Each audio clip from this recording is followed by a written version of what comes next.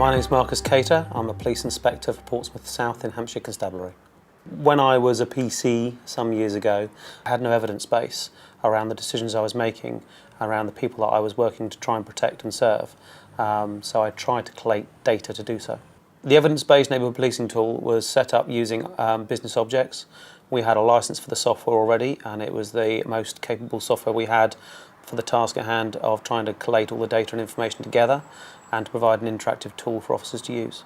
The evidence-based neighbourhood policing tool works by taking the data from RMS and putting it into a user-friendly format where you can look through the PAT triangle in effect, look at the victim, location and offender and understand which elements of demand are impacting on your communities.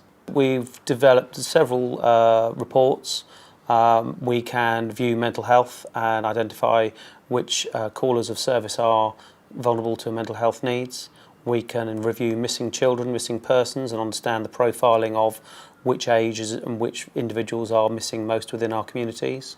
We can identify streets that are subject to crime, and in all of these categories you can drill further to understand whether the reason they are so frequently reported upon is whether it's down to domestic abuse, alcohol abuse, whether it involves weapons, whether it involves a licensed premises. You can drill down to any element that would be recorded in niche RMS as a statistic.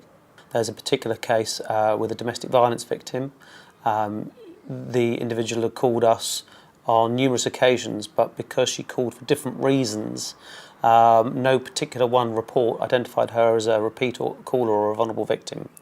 Because the evidence-based neighbourhood policing tool starts by looking at the volume of calls rather than the call type, she became a top caller for the sector where the team were working, and none of them had seen her call for service prior.